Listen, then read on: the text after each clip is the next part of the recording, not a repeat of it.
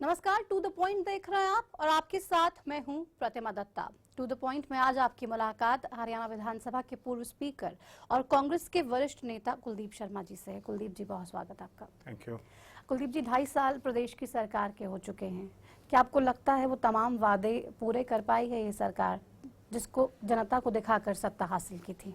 देखिए, 2.5 साल का जो गोल्डन पीरियड किसी भी सरकार का रहता है, जिसमें वो अपनी परफॉर्मेंस दिखा सकता है या स्टेट को आगे ले जाकर करिश्मा कर सकते थे, that period has been wasted by this government.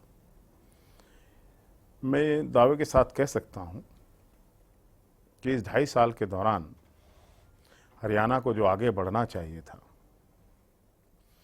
जो प्रगति करनी चाहिए थी, जो विकास के नए आयाम हमें स्थापित करने चाहिए थे, जो नई इंस्टीट्यूशंस यहाँ आनी चाहिए थी, नई इन्वेस्टमेंट्स यहाँ आनी चाहिए थी, जो एम्प्लॉयमेंट रोजगार के नए एवेन्यूज, रोजगार के नए तरीके सामने आने चाहिए थे, जो व्यापारियों के लिए इंफ्रास्ट्रक्चरल ग्रोथ चाहिए थी, वो होनी चाहिए थी, उनमें से कुछ भी नहीं हुआ।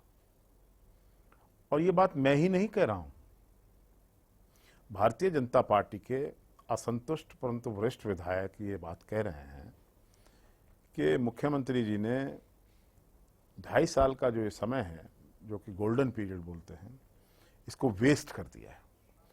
और अब 2018 आने वाला है और 2019 में जैसा मुख्यमंत्री ने घोषणा की है कि पार्लियामेंट चुनाव के साथ स्टेट के भी चुनाव होंगे, तो मेरा ये ख्याल है कि केवल मात्र 1 साल बचा है इस सरकार के पास अपने आप को कुछ भी थोड़ा मात्र साबित करने के लिए। जो इस सरकार की दूरदृष्टि होनी चाहिए थी, क्योंकि हरियाणा ऑलरेडी एक डेवलपिंग स्टेट नहीं, डेवलप्ड स्टेट है, इसको आगे ले जाना इतना मुश्किल नहीं था। इस स्टेट के अंदर आज हम पावर कट्स फेस कर रहे हैं। जहां सेल्फ सफिशिएंट था हरियाणा, वहाँ इंडस्ट्री है, चाहे वो डोमेस्टिक यूज़ का है, चाहे कॉमर्शियल यूज़ का है, दुकानों पर है, किसानों के लिए है, हर जगह बहुत लंबे लंबे पावर कट चल रहे हैं। ऐसी परिस्थिति में हम आगे कहाँ बढ़े? मुझे मुख्यमंत्री जी या इनकी सरकार ये बताए कि कौन सी नई इंस्टीट्यूशन हरियाणा के लिए आई है जिसकी नेशनल इंपॉर्टेंस हो।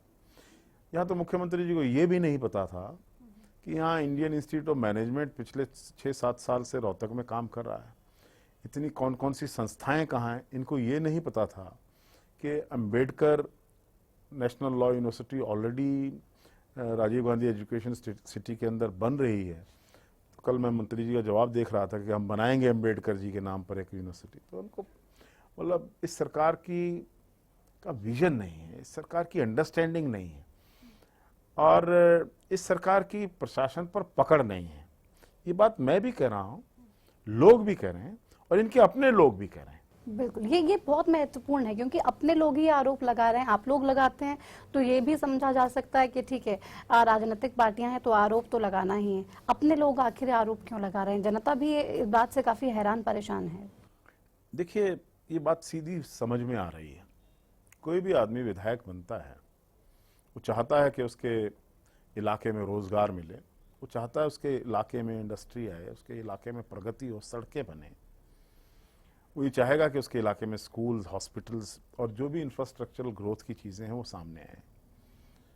लेकिन हुआ इसके बाद, इस 2.5 साल के दौरान विधायक जो है उनको कहीं ना कहीं अंदर से ये अनुभूति आ रही है कि अब लोगों के बीच में जाना होगा। तो जब लोगों के बीच में जाने का डर सताता है तो इस प्रकार की भाषा सुनने को मिलती है। वोट किस बेस पे मांगेंगे? किस बेस पे हम मांगेंगे? लोगों को क्या कहेंगे? लोग जालिम हैं, हर बात का ताना देंगे, बातों बातों में ये जिक्र भी ले आएंगे कि हुआ क्या है, बताइए क्या हुआ। तो इस बात से कहीं ना कहीं अंतर जो मन है, जो उनके अंदर का एक इंसान उन हर व्यक्ति के अंदर रहता है, वो जाग उठती है अंतरात्मा और ये बोलने के लिए मजबूर कर देती है जो उन्होंने बोला है कि इस सरकार ने कुछ नहीं किया। अनुभवहीन सरकार है, ये आरोप भी आप लोग खूब लगाते हैं इस सरकार पे। क्या वो बातें सही साबित हो रही हैं? अनुभव नहीं है इसलिए इतनी परेशानियां हैं? देखिए, जहाँ तक गवर्नेंस का सवाल सरकार चलाने का है, उसमें ये सरकार टोटली फेल हो चुकी है, क्योंकि अधिकारियों पर कोई कंट्रोल नहीं है, अधिकारी मनमानी करते हैं। इनके विधायक पार्टी के लोग कह रहे हैं, इनके मेंबर्स ऑफ पार्लियामेंट कह रहे हैं, पब्लिक मंचों से कह रहे हैं, मुख्यमंत्री की उपस्थिति में कह रहे हैं, विधानसभा में कह रहे हैं। तो ऐसी परिस्थिति में जब सरकार का कंट्रोल ना हो नौकरशाही पर, बाबू डॉम पर, तो आप ये कह सकते हैं कि भी इनको अभी अनुभव नहीं था। अनुभव होता तो ये प्रदेश आगे बढ़ता, हम कहीं ना कहीं प्रगति करते।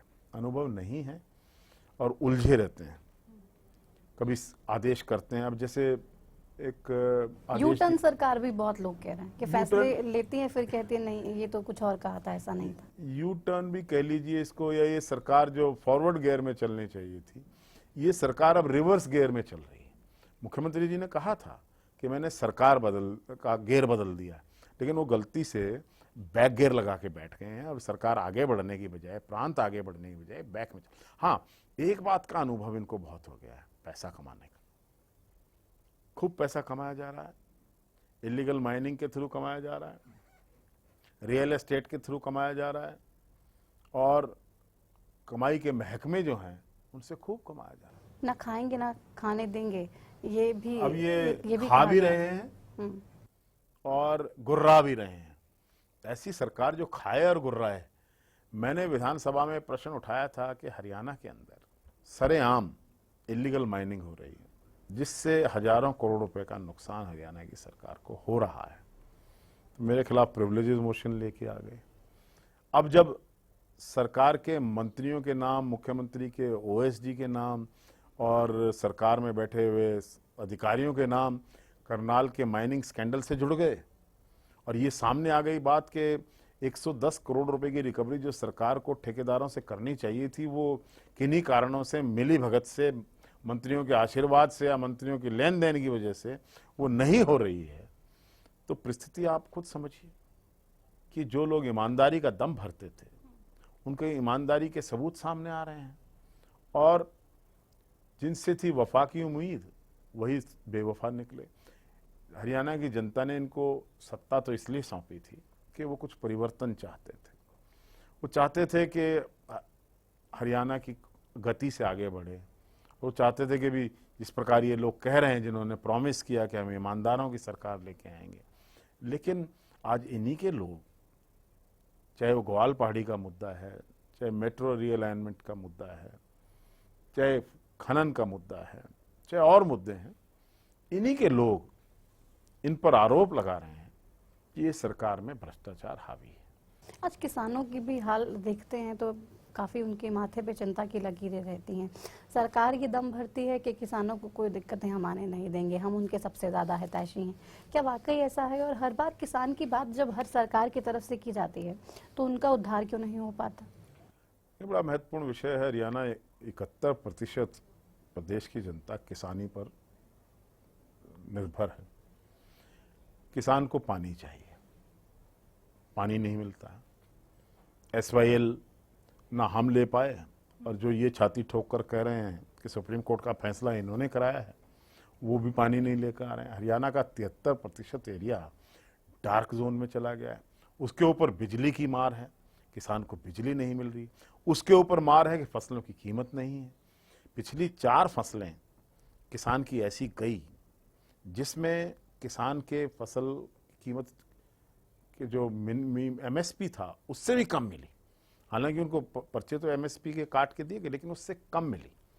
और जब किसान की फसल बीमा योजना के तहत उनके पैसे काट दिए गए 500 रुपये प्रति एकड़, किसान की मर्जी के बिना, इससे बड़ा कोई घोटाला हो सकता था? किसान बोल भी नहीं पाया। एग्रीमेंट 2 आदमियों के बीच में हुआ करता है, किसान और सरकार के बीच में हुआ होता, किसान और कंपनीज के बीच हुआ होता, वो नहीं है। उनके अकाउंट से पैसे निकालकर कंपनीज को 350 करोड़ रुपया दे दिया। हरियाणा के किसान को मुआवजा चाहिए था, अब आग लगी है और सरकार ने कह दिया 12,000 करोड़ रुपए देंगे। 1 एकड़ के अंदर कम से कम 40-50 हज़ार की फसल होती है, उसको कम से कम 30 से 35 हज़ार प्रति एकड़ देना चाहिए था। लेकिन सरकार ने कह के टाल दिया कि इंश्योरेंस कवर में, पॉलिसी में ये मैटर नहीं है। तो ये सरकार से परेशान किसान, नेचुरल बात है कि एक तो फसलों की कीमत ना मिले और दूसरे उनके पैसे काट लिए जाएं, पानी ना मिले, बिजली ना मिले। ऐसी परिस्थिति में ये सरकार से किसान नाराज है। कुलदीप जी, जनता भी ज़्यादा नाराज है और उसको ये समझ में नहीं आ रहा कि वो कहाँ पे जाए। सरकारें हर पार्टी की रही है हरियाणा में, लेकिन जो लोगों को वाकई मिलना चाहिए था वो आज तक नहीं मिल पाया है। कि हरियाणा जो नेशनल कैपिटल रीजन के 3 ओर है, जो हमें एक बहुत बड़ा एडवांटेज उसका मिल सकता था, मिला भी है, लेकिन और जो बहुत कुछ मिल सकता था वो नहीं मिला है। और आज की सरकार जिसने कहा कि भी 6 लाख करोड़ का इन्वेस्टमेंट आएगा, आया नहीं 6,000 करोड़ का भी। सरकार का सफेद पत्र जारी करे कि कितनी इन्वेस्टमेंट आई है। सरकार ने कहा 4 लाख लोगों को एम्प्लॉयमेंट देगी, यहाँ 40,000 लोगों को एम्प्लॉयमेंट से निकाल दिया गया और आज तक 4,000 लोगों को 2.5 साल के अंदर एम्प्लॉयमेंट नहीं मिली है। तो जितनी स्पीड से ये हरियाणा अपनी जोग्राफिकल सिचुएशन जो 3 और दिल्ली के है नेशनल कैपिटल रीजन में, जो एडवांटेज ले सकता था, वो कहीं ना कहीं हम नहीं ले पाए हैं। कभी हम बहुत तेज रफ्तार से भी चले, लेकिन कभी भी रफ्तार इतनी ढीली पड़ गई, इतनी कमजोर हो गई, जैसे आज पड़ी हुई है। तो कभी तेज, कभी स्लो, कभी तेज, कभी स्लो, और जो हम पेस नहीं रख पाए, जो हम रफ्तार को एक गति, वो नहीं बना पाए, उससे थोड़ी ना थोड़ी मेरे मन में कहीं ना कहीं निराशा है। लेकिन जितना हम कर सकते थे उतना मुझे कोई संतुष्टि नहीं है कि उतना हम कर पाए। हरियाणा में हम यहाँ पे सरकारी स्कूलों की बात करें या सरकारी अस्पतालों की बात करें, ये दोनों ही जो चीज़ें हैं ये काफ़ी गंभीर है, इनकी हालत काफ़ी दयनीय है। ना सुधार पहले था और ना सुधार इस सरकार के आने के बाद हुआ है।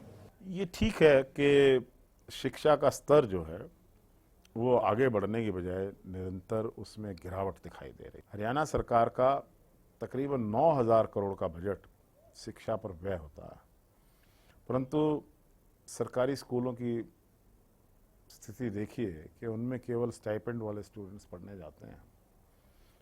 हरियाणा सरकार के टोटल एम्प्लॉयज़ का 1/3 एजुकेशन डिपार्टमेंट से आता है और सबसे बड़ा खर्चा वहाँ हो रहा है। लेकिन शिक्षा का जो स्तर हम नहीं बना पा रहे हैं, इसके लिए कौन दोषी है?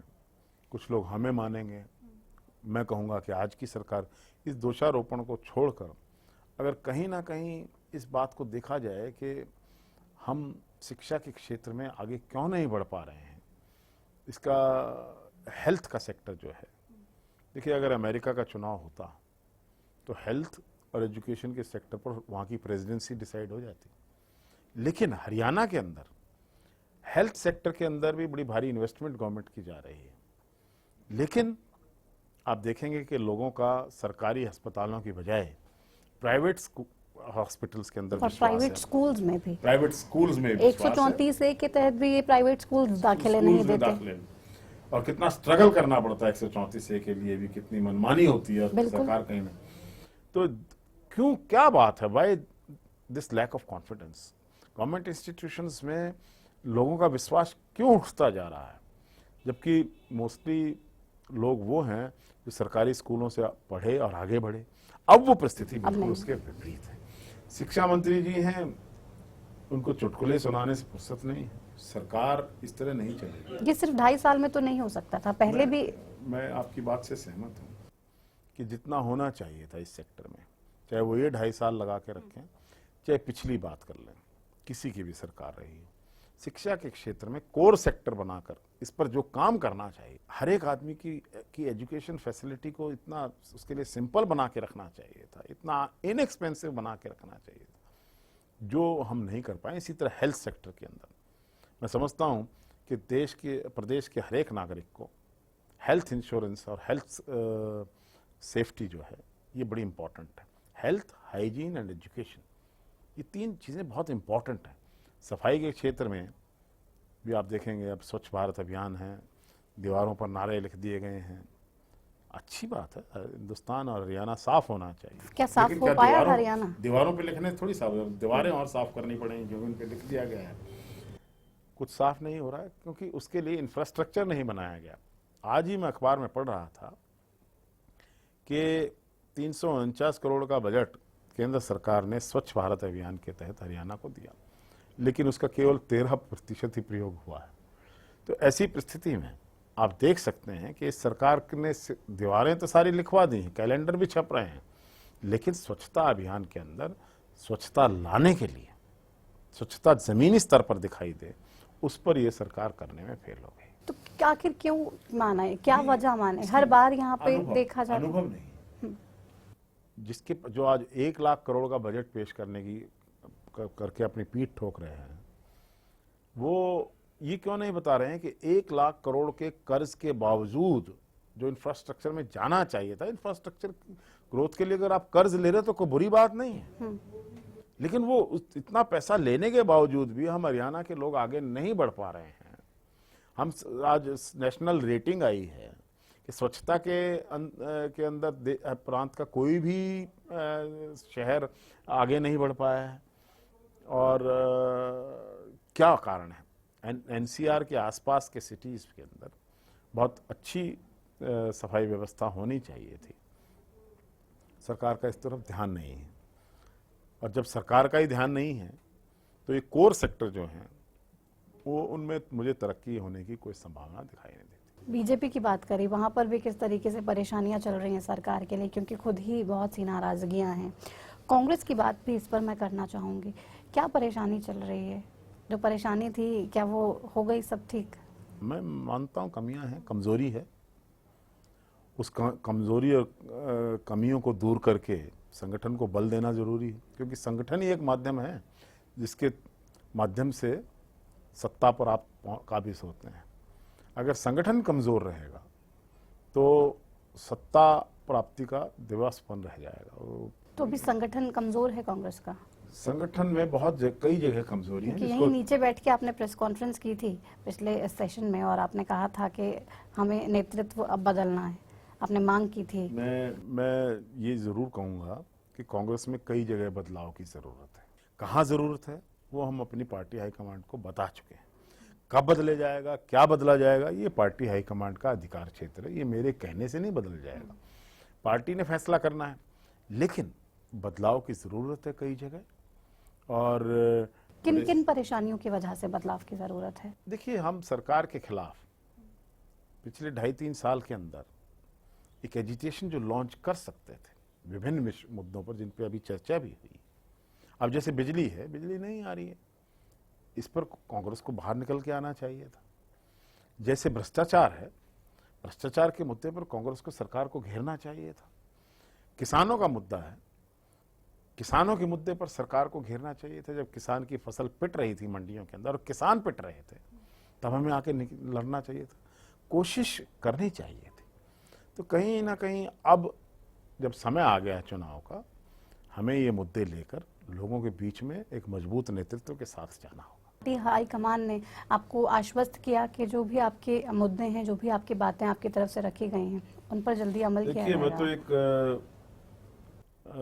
अनुशासन से बधा हुआ हूँ, और पिछली बार भी मैंने कभी ये नहीं कहा था कि भी किसको बदला जाए, हालांकि प्रेस में इस प्रकार की बातें कही गई। मैंने कहा बदलाव की जरूरत है, और आज भी कह रहा हूँ कहाँ कहाँ बदलाव की जरूरत है पार्टी हाईकमांड को बता चुके हैं, उसको कैमरा पर बोलने की जरूरत नहीं है। कुलदीप जी, एक और चर्चा जो पूरे देश में है वो ये कि अब कोई भी चुनाव हो, बीजेपी अगर चुनाव लड़ेगी तो वही जीतेगी, क्योंकि प्रधानमंत्री नरेंद्र मोदी की इतनी स्ट्रॉन्ग छवि है और वो जहाँ पे भी जाएंगे वहाँ पे जीत बीजेपी की होगी। तो क्या इससे कांग्रेस को बहुत नुकसान है? क्योंकि अभी 5 राज्यों के चुनावों के नतीजे हमने देखे, अभी एनसीडी चुनाव हमने देखा जो दिल्ली में था। कहीं ना कहीं हालत क्या खस्ता है, खराब है कांग्रेस की, और कहाँ कहाँ पे काम करने की बेहद जरूरत है? देखिए, 5 राज्यों के चुनाव हुए, 1 में कांग्रेस जीती, 2 में बीजेपी जीती, और 2 में कांग्रेस आगे रही। तो हम पीछे कहाँ रहे? सरकार तो बीजेपी की सरकार तो हॉर्स ट्रेडिंग से बनी है। घोड़ों की खरीद हो गई तो गोवा में बन गई, और इसी प्रकार से मणिपुर में बदल गई। मुझे ये बताइए, संख्या किसकी ज्यादा थी? जब भी गोवा में चुनाव होंगे, गोवा के लोग ये कहेंगे कि हमने तो कांग्रेस को चुना था, हमारे से थोड़ी कमी रह गई, लेकिन चुना हमने कांग्रेस। यूपी में जो जीत मिली, यूपी में जीत किसी विकास को नहीं मिली, यूपी में जीत मोदी को नहीं मिली है, गलत फहमी। यूपी में जीत मिली है पोलराइजेशन को। 2 तरह की पोलराइजेशन हो गई, एक तो हिंदू और मुसलमान के धार्मिक आधार पर, एक विद इन हिंदूज पोलराइजेशन हो गई, एंटी जाटव एंटी यादव। उस पोलराइजेशन का सीधा साधा लाभ बीजेपी को मिला और डिवीजन ऑफ अपोजिशन वोट्स जो हुई, बीजेपी को वहां पर 38% वोट मिला है और 325 सीटें मिली।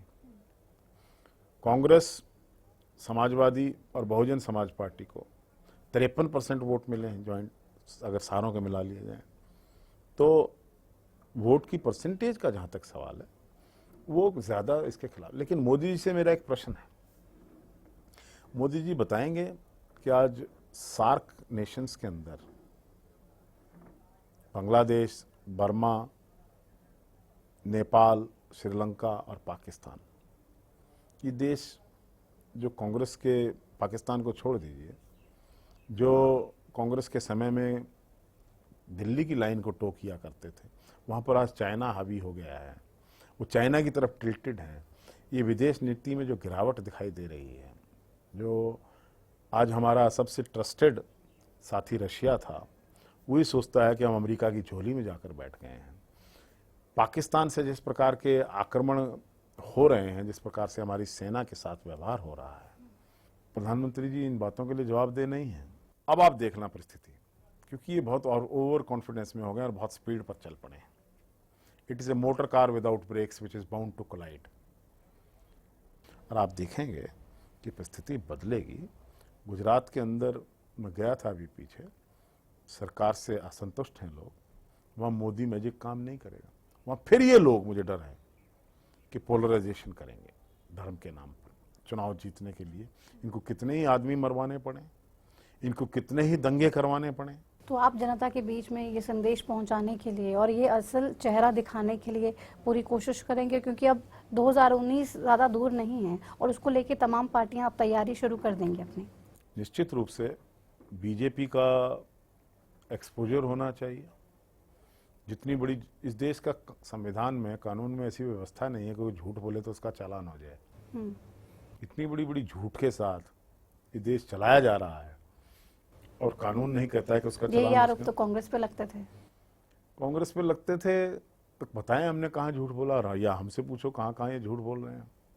जैसे कह दिया योगी जी ने उत्तर प्रदेश में कि प्राइवेट मेडिकल कॉलेजेस में आरक्षण समाप्त कर दिया जाएगा।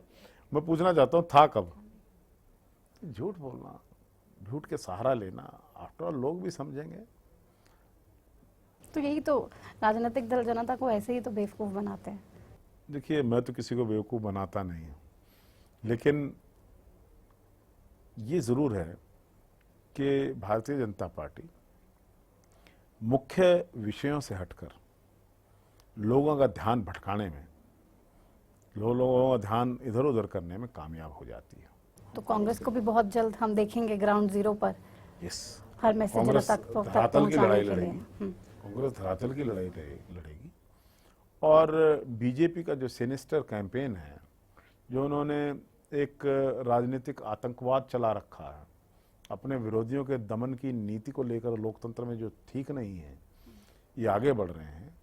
जो भी इनके विरोधी हैं उनको किसी ना किसी तरीके से कहीं ना कहीं मुकदमों में अड़ाओ, तो इस प्रकार की जो ये नीति लेकर चल रहे हैं, इसका अंत हो जाएगा। तो 2019 में आप सरकार बनाने का दावा करते हैं?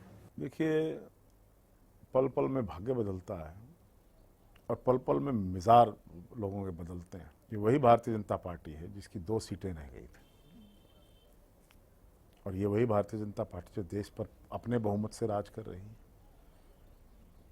तो ये इस चीज के घमंड में न रहें कि जनता ने उनको अगले आने वाले 100 सालों के लिए इस गद्दी पर बिठा दिया है। जब 100 दिन रह जाएंगे तब पूछेंगे। चलिए, बहुत शुक्रिया अपना समय देने के लिए। तो जनता ने भले ही अब सत्ता की कुर्सी पे बिठाया हो भारतीय जनता पार्टी को, लेकिन जब तक जनता के लिए काम नहीं किया जाएगा, क्योंकि जनता जनार्दन सब जानती है कि कहाँ पे काम हो रहा है, कहाँ पे काम नहीं हो रहा है, और इसके मूड को भांपना बेहद मुश्किल है। तो ये तमाम राजनीतिक दलों को भी सोचना चाहिए कि अगर आप सत्ता की कुर्सी पर काबिज होते हैं तो कम से कम उस जनता के लिए थोड़े काम तो कर लीजिए जिनसे वादे करके आपने ये कुर्सी हथियाई। फिलहाल इसी के साथ टू द पॉइंट में मेरे साथ इतना ही। नमस्कार।